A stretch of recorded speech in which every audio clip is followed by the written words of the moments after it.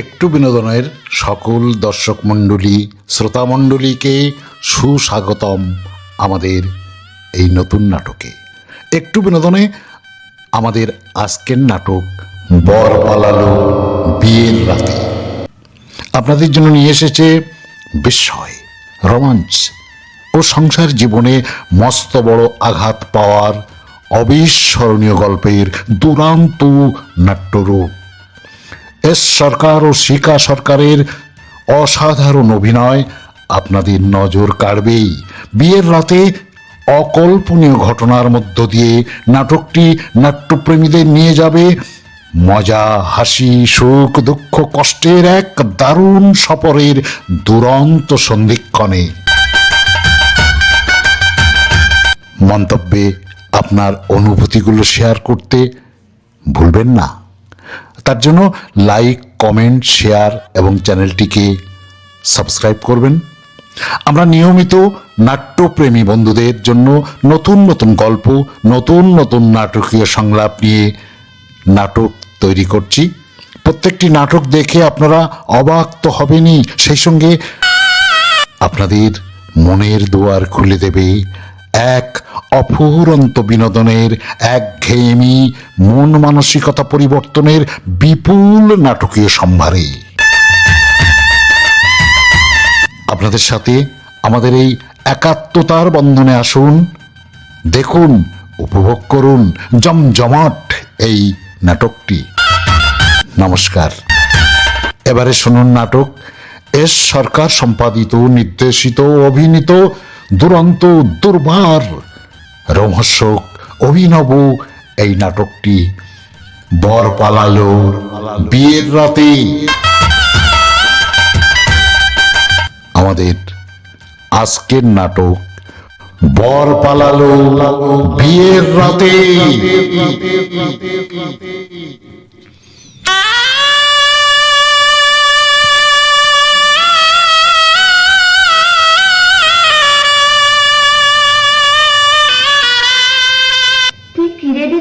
বিয়ের দিন কোথায় সবার সঙ্গে হই হুল্লোড় হাসি আনন্দে মেতে থাকবি তা নয়, একা একা মনমরা হয়ে থাকতে চাইছিস। না না, মন মরা নয় চৈতালি, তোমার দিদি শিউলি বোধহয় একান্ত নিরালায় তার মনের মানুষটির জন্য ধ্যানমগ্ন হয়ে থাকতে চাইছে।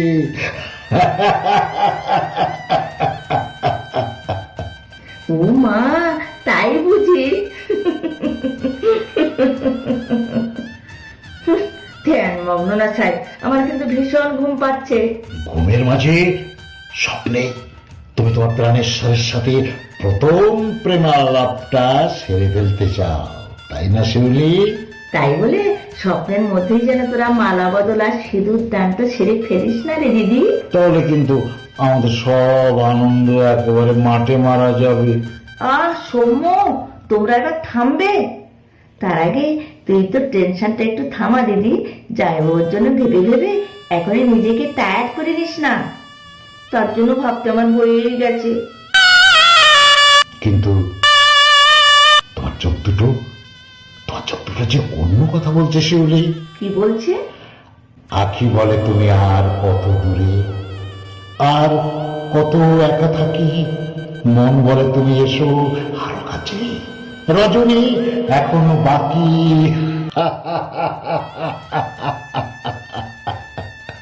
ছি ছি ছি ছি, তোমাদের মুখে দেখছি কিছুই আটকায় না। এমন করলে আমি কিন্তু এখান থেকে চলে যাব। তপেন্দু,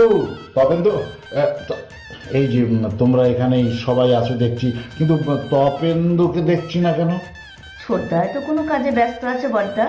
কিন্তু আর তো কোনো কাজ বাকি নেই। নিমন্ত্রিত অতিথিদের খাওয়া দাওয়াও প্রায় শেষ হয়ে গেছে, এখন একমাত্র বিয়েটাই শুধু বাকি আছে। কিন্তু এত রাত হলো অথচ এখনো বরের দেখা নেই। এদিকে যে লগ্ন বয়ে যাচ্ছে। সত্যি তো, হ্যাঁ সত্যি তো, এত লেট হওয়ার তো কোনো কথা নয়। নিশ্চয়ই কিছু একটা সমস্যা হয়েছে। সেই জন্যই তো আমি তপেন্দুকে খুঁজছি। ও যদি খোঁজ নিতে একটু এগিয়ে যেত। আরে দুশ্চিন্তায় আমি যে কোথাও স্ত্রী দাঁড়াতে পারছি না। এত ব্যস্ত হচ্ছে কেন বড়দা? হয়তো কোনো কারণে ওদের আসতে একটু দেরি হচ্ছে। কিন্তু কেন দেরি হবে? হ্যাঁ, বলি কেন দেরি হবে? 8টার মধ্যে বর এসে পৌঁছানোর কথা, এদিকে 10টা বাজতে চললো, হ্যাঁ এখনো বর আসবে না দাদা। শিউলিকে বিয়ে করতে বর আর কখনো আসবে না। ছোটদা, কেন আসবে না? হ্যাঁ কেন আসবে না? ওরা নিজেরাই তো স্বেচ্ছায় আমার শিউলিকে পছন্দ করে এই বিয়েতে সম্মতি দিয়েছে। এমন লজ্জার কথাটা আমি আমি কেমন করে বলবো, বলতে পারো? লজ্জার কথা? কিসের লজ্জা? কোন লজ্জার কারণে বর আজ বিয়ে করতে আসবে না? বল না রে ছোটদা, কি সেই লজ্জার কাহিনী? ওরে বোন, তোর বর তোকে লগ্নভ্রষ্ট সাজিয়ে আজ রাতে সে তার পুরনো প্রেমিককে নিয়ে পালিয়ে গেছে। না, এ হতে পারে না, কিছুতেই না, কিছুতেই না। আ আ আ দিদি, দিদি, তুই কথা বল দিদি, একটিবার চোখ মেলে তাকা। কি হয়েছে রে বোন, তোর কি হয়েছে? তুই এমন করছিস কেন?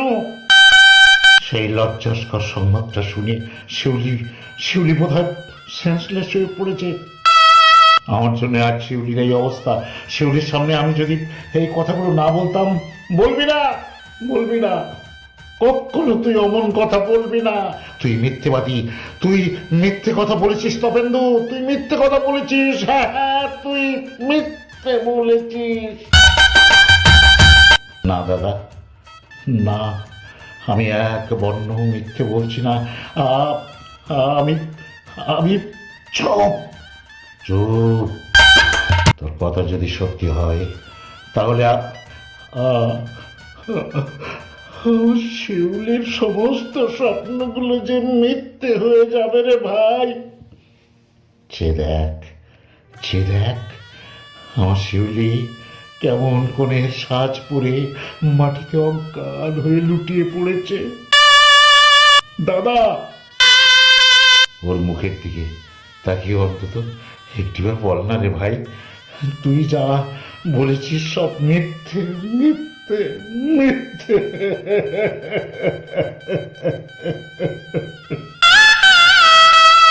হাজারটা মিথ্যে দিয়ে আমি যে নির্মম সত্যিটাকে আড়াল করতে পারবো না দাদা।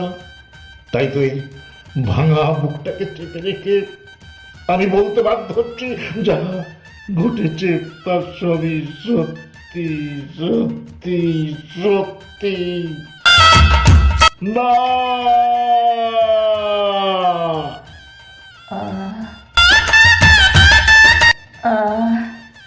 দিদি, দিদি তুই কথা বলছিস দিদি? এই তো, এই তো শিউলির জ্ঞান ফিরেছে। আমি কোথায়? আমি দিদি, এ কি রে চৈতালি, তোর চোখে জল কেন? বড়দা, তুমিও কি কাঁদছো? ছোটদা, সৌম্য, তোমরা নীরবে মুখ ফিরে দাঁড়িয়ে আছো কেন?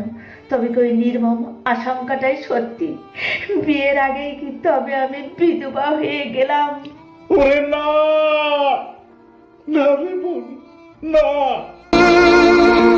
তুই আর এমন কথা বলিস না, এমন কথা বলিস না। তুই কিসের বিধবা তুই? হ্যাঁ, কিসের বিধবা তুই? যার এখনো বিয়েই হলো না সে বিধবা হয় কি করে? কিন্তু কিন্তু লগ্নভ্রষ্টা তো হয় দাদা। এবার যে লগ্নভ্রষ্টার কলঙ্ক মাথায় নিয়ে আমার শুধু কাঁদবার পালা। ওরে চৈতালি, তোরা আমার এই অভিশপ্ত শ্বাস খুলে ফেলে আমার লগ্নভ্রষ্টার সাজে সাজিয়ে দে, লগ্নভ্রষ্টার সাজে সাজিয়ে দে। ওরে বোন, তোকে আমি লগ্নভ্রষ্টা হতে দেব না। আজ রাতের মধ্যে যেখান থেকে যেমন করে হোক আমি তোর জন্য পাত্র খুঁজে আনবোই আনবো। কিন্তু কিন্তু কোথায় খুঁজবে বড়দা? যে সমাজের লক্ষ লক্ষ টাকা বর্পণ আর ভুরি ভুরি যৌতুক না পেলে কোনো পুরুষ বিয়ের পিড়িতে বসতে চায় না, সেখানে শুধুমাত্র যৌতুকহীন বিয়ের পিড়িতে বসে কোন মহানুভব মানুষ দিদির জীবন রক্ষা করতে এগিয়ে আসবে? তাহলে কি আর কোনো দিনই শিউলির বিয়ে হবে না? সারাটা জীবনই কি হতভাগী লগ্নভ্রষ্টার কলঙ্ক নিয়ে চোখের জল ফেলবে?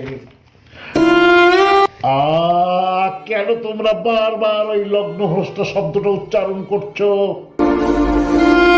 আজকের এই আধুনিক যুগে মানুষের মনও যথেষ্ট আধুনিক। আজকের দিনে একটা ডিভোর্সি মেয়েকে যদি আবার বিয়ে হতে পারে, তাহলে বিয়ে ভেঙে যাওয়া এই শিউলিরও আবার বিয়ে না হওয়ার কোনো কারণ নেই সৌম। তাই আমি বলছি, তোমরা আবার শিউলির বিয়ের প্রস্তুতি নাও। দেখবে কেউ না কেউ শিউলিকে বিয়ে করতে ঠিক রাজি হয়ে যাবে। সেই কেউ না কেউ মানুষটি যদি তুমি হও। ছোটদা, হে এ তুমি তুমি কি বলছো তবেন্দু? তুমি কি বলছো? না না না না, তা কখনোই সম্ভব নয়। কেন সম্ভব নয় সৌম? কেন সম্ভব নয়? তুমি তো শিউলির কলেজের বন্ধু। বন্ধুর বিপদে বন্ধুর পাশে দাঁড়ানো কি তোমার কর্তব্য নয়? আমি যে আর এক কর্তব্যের চালে বন্দি দাদা, আপনারা হয়তো জানেন না, কিন্তু শিউলি জানে আমি আমি চৈতালিকে ভালোবাসি সৌম। তাতে কি হয়েছে? একদিন তো আমার দিদিও তোমাকে ভালোবাসতো, কিন্তু যেদিন দিদি জানতে পারলো যে আমি তোমাকে ভালোবাসি, সেই দিন তো দিদি নিজেই আমাদের জীবন থেকে সরে দাঁড়ালো। চৈতালি, আজ তুমি যদি এই অবস্থায় আমার দিদিকে বিয়ে করো, তাহলে আমিও না হয় তোমাদের জীবন থেকে সরে দাঁড়াবো। চৈতালি, না রে হতভাগী, না, তোর ভালোবাসা দিয়ে আমি কখনোই বাসা সাজাতে পারবো না রে বোন। তোর হাসি কেড়ে নিয়ে আমি কখনোই সুখী হতে চাই না রে বোন। তাই তো সবার সব সমস্যার সমাধান করতে আজ সূর্য ওঠার আগেই আমি আমি আত্মহত্যা করে মরবো। শিউলি, দিদি, না শিউলি, না না, এত বড় কঠিন সিদ্ধান্ত তুমি নিও না।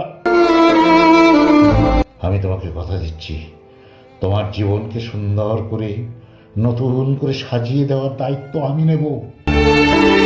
তাহলে কি তুমি আমার শিউলিকে বিয়ে করবে ভাই? না দাদা, শিউলির সঙ্গে বিয়ে হবে আমার এই বর্দার। তোমার বর্দা? যদিও কোনো এক অজানা কারণে আমার বর্দা এখনো বিয়ে করতে রাজি হয়নি, তবু আমার বিশ্বাস শিউলির এই নির্মম পরিণতির কথা শুনলে আমার বর্দা নিশ্চয়ই শিউলিকে বিয়ে করতে রাজি হবে। সৌম্য, সমস্ত বিপদ কাটিয়ে আপনার আবার নতুন উদ্যমে বিয়ের প্রস্তুতি শুরু করুন। আর আমি চললাম আমার বর্দাকে এই বিয়েতে রাজি করাতে।